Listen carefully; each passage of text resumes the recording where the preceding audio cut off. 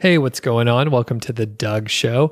This is another bonus episode, and Elizabeth and I are just hanging out here. How's it going this evening? It's going great. How's it going with you? It's pretty good. I'm a little tired. We've been moving for Yes. several days here, so we got a lot done, but wow, I'm a little tired. Yep. A little bit exhausted. Looking forward to working tomorrow, my regular job. And so we're moving from the apartment to the home, and we have like 99.9% of stuff out of the apartment, which is amazing. Yeah, it's pretty clean in there as well, Yep. which is great. And I think Elizabeth deserves, she's pointing at herself, so she obviously deserves credit for that. And she does. We actually keep a pretty clean place. We normally, like every weekend, we'll do probably like an hour a piece of cleaning. So it's in pretty good shape overall. But we had just a lot of stuff to move over, and luckily it's pretty close, like maybe a quarter mile. So we just made trip after trip after trip, and it's pretty much empty over there. We got to unpack some more stuff, but it's looking kind of like our place now, isn't it? We're getting there. Yeah.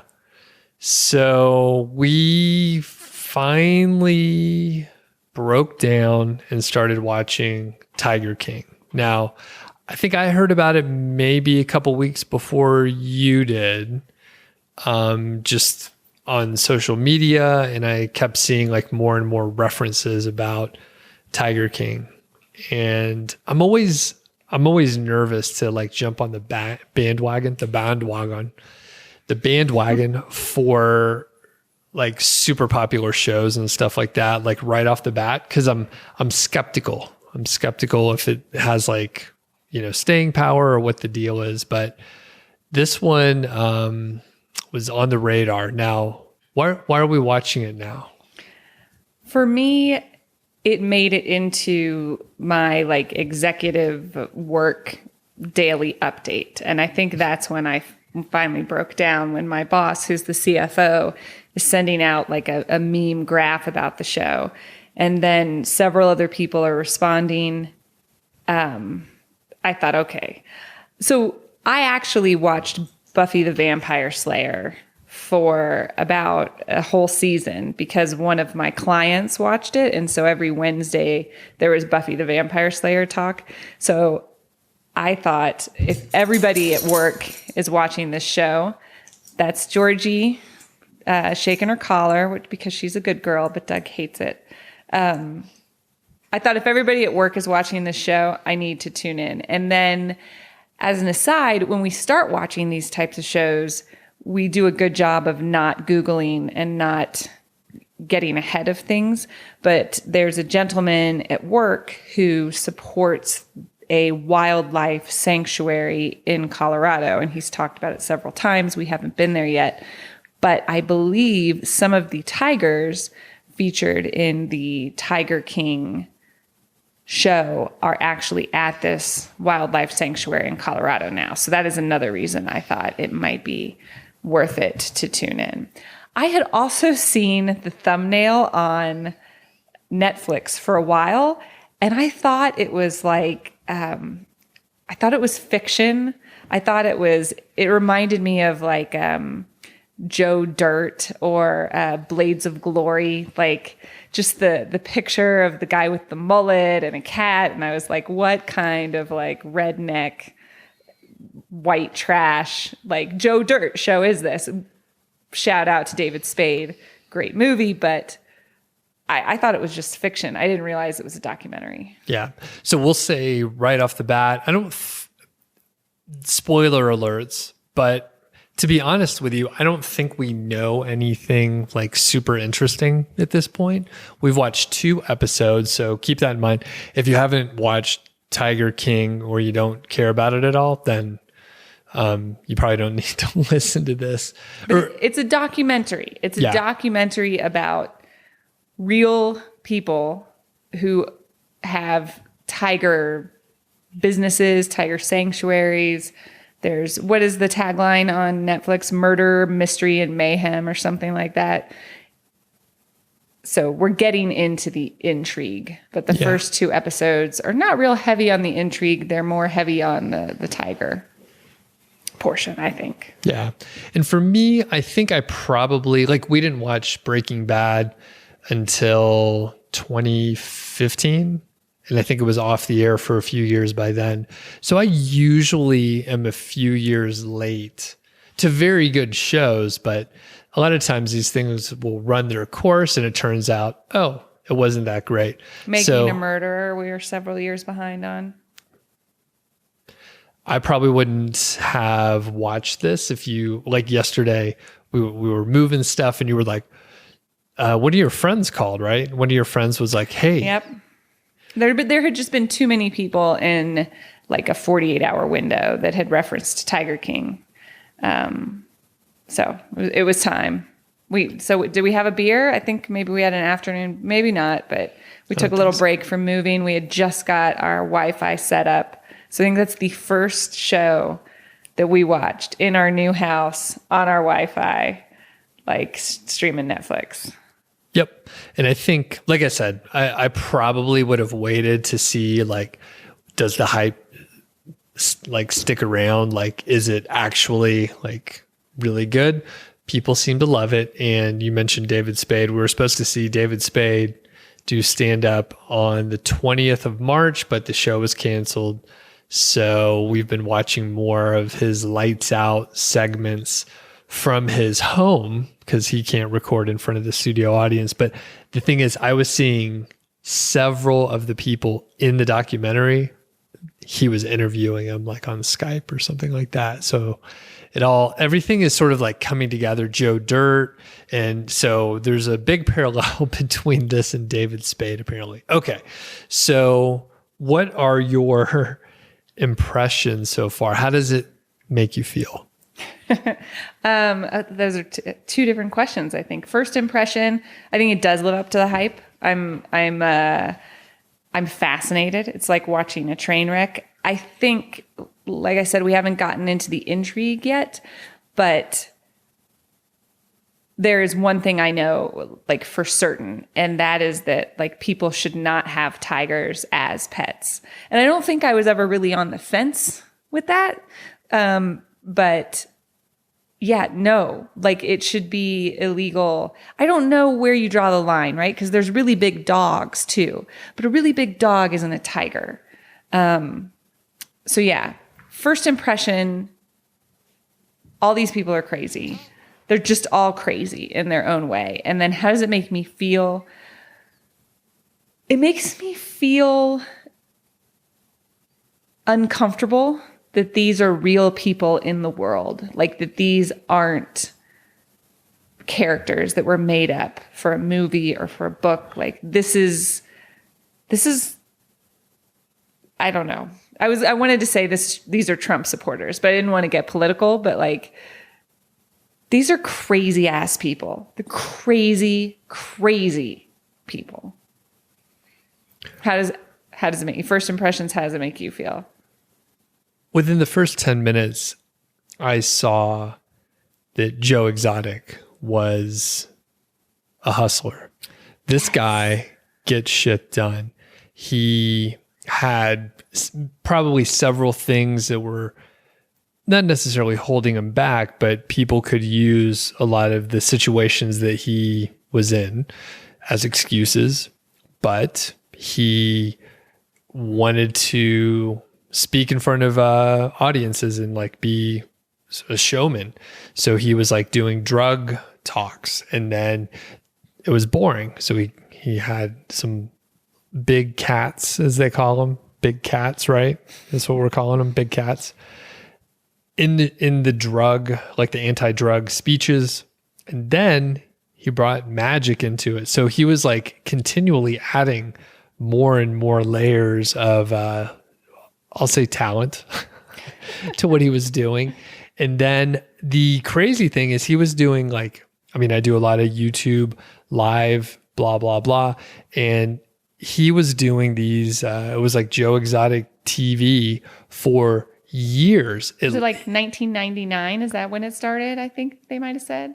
Just about as soon as you could stream anything online or show video, he was online. Like, it's completely insane. Like how, I mean, he was before his time, I think. Still crazy. I mean, I agree with everyone seems a little bit crazy, but like the guy didn't really take no for an answer, it sounds like. From the very beginning, also first impression, is it Timmy Treadwell, the bear guy? What was his tag? Yeah, Timmy Treadwell. What he was like the bear man, bear something whisperer, like bear man or whatever. Yeah, from the very beginning too, I thought this kind of reminds me of Timmy Treadwell a little bit. Yeah. But he died, if you don't know that. Yeah, spoiler alert from a 20-year-old documentary. He's gone, but also a little kooky and a showman, like trying to be a showman. Yeah, I think, well, back to my first impression, he wanted to do some things, and even if he didn't exactly like execute it as well as, he would have hoped or other people may judge, like he did a lot of stuff. Like he's done a lot of stuff and he grew a huge business. I mean, I have no clue of like the revenue, but the dollar amounts that they were throwing out sounds substantial. Now, another thing I'm going to throw into the mix is they have a good versus evil situation in a lot of these real crime documentaries. And the counterpoint to Joe Exotic is Carol Baskin, who is like the big cat sanctuary person down in like the Tampa, Florida area. And Big Cat Rescue, I think. Big Cat Rescue. Yeah. So it sounds, they lay it out really well. I mean, these folks are really good storytellers. So it could be, totally obscure topics with people that are really unlikable on various degrees, really polarizing, yet people can't stop watching. In fact, you were chatting with your mom today and your parents are watching this, right? Yeah, they're going to tune in, but she's made it through 2 episodes and she said she's not sure she can stick with it. And I get it. I get that too. Like when you're watching a train wreck and you are watching people implode and make horrible decisions and take advantage of other people and things like that, I can understand not wanting to spend your time using that as entertainment. There's a lot of different shows on. Yeah, there's a lot of ways you can spend your time. And so I can totally get that viewpoint of like, I don't need to pollute my brain with this. They're not very likable characters. I think even the Carol Baskins, they've sort of tried to make her a little bit more of what they call her in episode 1, the Mother Teresa of cats or something like that. I think someone said that. But even you can tell even she has a little bit of a screw loose, and they alleged at the end of the 2nd episode that there was mysterious circumstances around how she got the money to start her Big Cat Rescue and the disappearance of a husband. So I think that's going to lead us in to maybe she's not as good as she seems. One thing I want to point out, the documentary folks, you said they called her the Mother Teresa. That was just like one of her fans or whatever. Like documentary is, they play it neutral. They play it pretty straight, but I'm sure they're painting they're making everyone seem a little evil and a little bit okay. But they didn't say she was the Mother Teresa. It was like a fan or whatever. It was said in the I just want to, for people that are listening, like it's when you say they, it's unclear, So I just wanted to point that out because they don't just got a glimpse there of what it's like being married to Doug. Yeah, I mean, people are listening to this, so they don't know the nuance. So you have to point it out. You have to say what you mean. Okay, so what else with this show? Why are other reasons that we're watching it? Anything else? Just the hype? Quarantine, COVID-19. Oh, see, and I was like, we started watching Ozark again, and I'm pumped about that. There's a couple other shows. We always have we have a couple funny ones going and a couple dramas, but yeah, we mixed this one in with Ozark. So when Ozark is in season 3 now, is that right? Sounds right. And we didn't prepare to talk about this one, but if you haven't checked out Ozark, it's very good.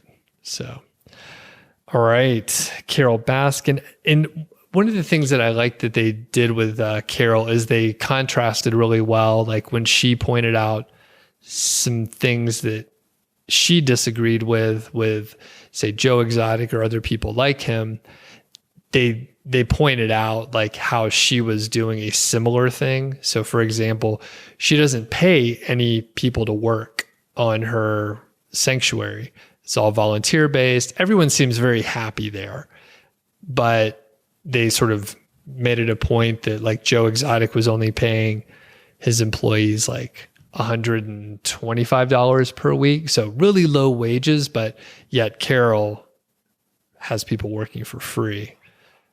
It's voluntary and all that stuff, but it's like the same. They're doing basically the same thing. It's just they're approaching it from like different places, but it's essentially the same thing, like externally. Any thoughts on that? I don't know.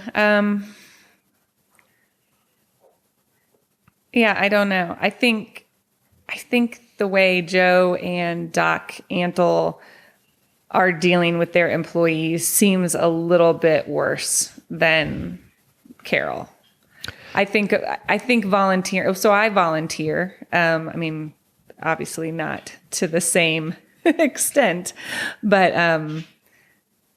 that's totally voluntary. That's why it's called volunteer. People come there because they want to, I guess. The employees can leave. Yeah, but I mean, the people. This voluntary as well. Yeah, people could leave. Yeah, people could leave as well, but they address that a little bit in there. I think the other people are sort of preying on different segments of society in a different way. Yes, that is 100%. And if you're going to volunteer, like I assume if you're going to volunteer, like at Carol's, you have to have some other source of income if you're not getting paid. So maybe you're independently wealthy or whatever, however you want to say, like you are self-sufficient in some capacity. Whereas it seems that the people who are working on Joe's and Doc Antle's, they're not self-sufficient in any way. So they go and work and they're totally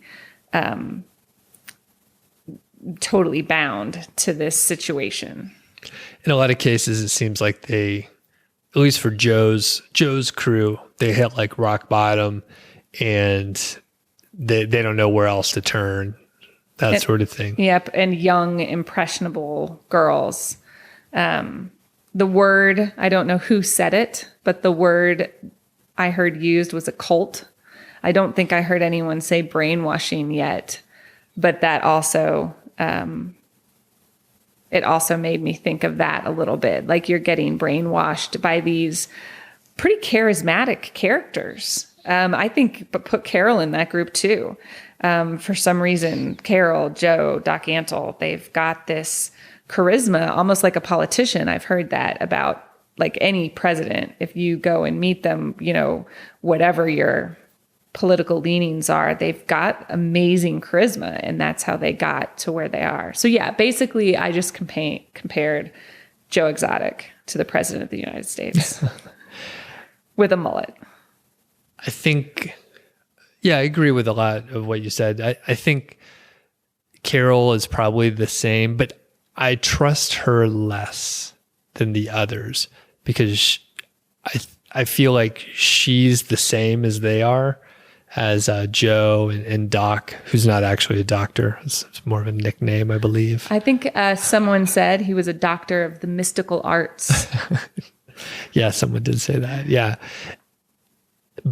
Carol, you don't know what you're getting. Like, I think she seems very nice and it seems like she's doing good, but I think that those are the folks you got to watch out for a little bit more, because like you don't expect them to do weird crazy shit. Joe Exotic, I mean, he looks a little crazy. I mean, he has they keep showing his music videos. Oh my goodness. It's like a country western kind of. He's got 2 albums, I think they said in the first episode, 2 albums. And a bunch of music videos. So it's relatively well produced, like I would say. So the guy's cutting edge overall. He's a hustler. Yeah, he gets shit done. He gets shit done for sure. One thing I have remarked on, there'll be random alligators in the first 2 episodes. Like it's usually, a big cat or there's a monkey or some sort of other exotic animal. But just at the end of the second episode, there was just like a loose alligator, just like running across the screen. I'm like, what the hell kind of life are these people living? Or there was another one, there were 3 big cats like out on a lawn, and you were like, are they even chained up? You had to look really close, and kind of like we used to tether our dog in the yard, right? Except it's a freaking tiger. I hope they didn't just like step on the stake in the ground and they're like, oh, that should hold, That'll be fine.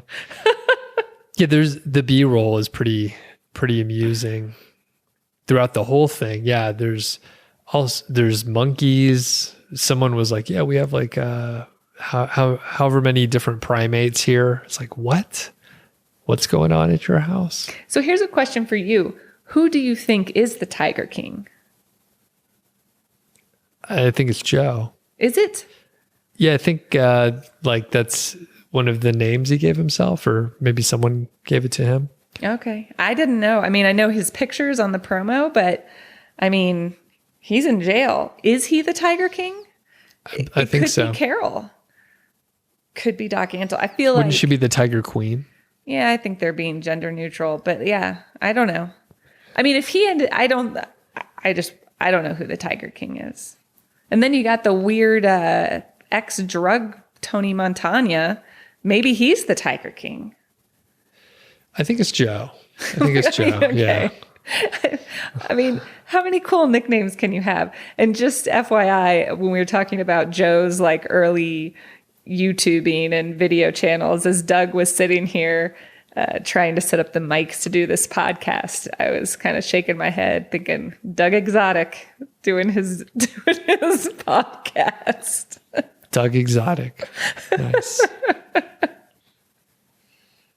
All right. So if you guys are out there watching this, shoot us an email.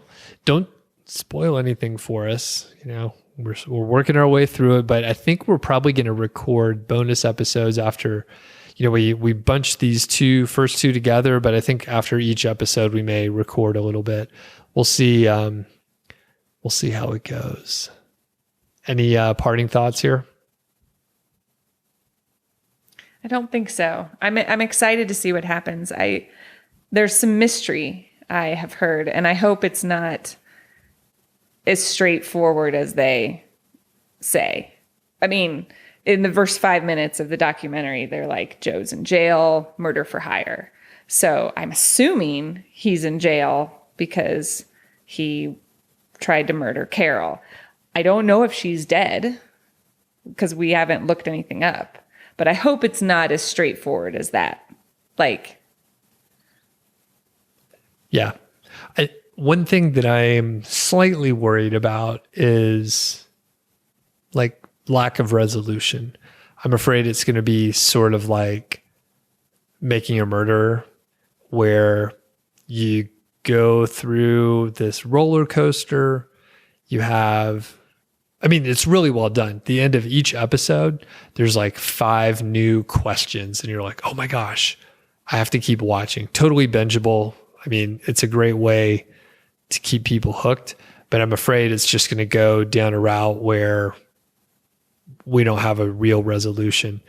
Just like in Making a Murderer, where you're like, well, I think this is kind of what happened. And then, you don't get the closure that you're looking for. And I was going to say, the people on this show, don't seem smart enough to have done a murder for hire and not left a shit ton of evidence. But making a murderer, that's the same demographic, IQ demographic. I don't know. That's not fair, but it seemed similar in that, yeah, you're right. That one was full of holes. I feel like I'm being very offensive today. I apologize to any. I feel like maybe you are too. No shit. But I was going to say, I think Joe and maybe Doc, I don't think they're not smart. I don't think they have low IQs. I think they look a certain way and they're doing a certain thing. But like for them to have put together the stuff that they did, like you got to think a lot of steps ahead. You got to make sure you don't get shut down. Like I don't necessarily think they're stupid or anything like that. They just, they're on the, they're like really, I don't even know how to describe it. They're on the edge of something. You know do you know what I mean there? Mm-hmm. Yeah. So I don't know. I think maybe they're smarter than they look, because Joe looks a little crazy. Funny choices with his clothing. I think he had a pink like I can't say the word. Hot pink sequined button down. Yes. Yeah, that was pretty baller. Looked pretty good. Yeah. But I don't care how smart you are. If you're going to be on camera for like 10 years or however long talking about how you're going to murder Carol or drop grenades from a helicopter or any number of different things, I don't know. Yeah, so maybe he got set up. That'd be cool. Maybe he got set up. You know what? And he did say that a lot on camera. They shot a mannequin. They shot a mannequin with like dynamite on it, and it blew up. That was a little disturbing. That was unusual. Yeah, very unusual. Well, we have a lot to look forward to. I think, how many episodes are there total? I don't know, 7 maybe? So we have 5 more to go through. So we'll do a couple or probably 5 more of these bonus episodes about Tiger King. All right. Any parting words? Nope. All good. All right. See you later. Bye.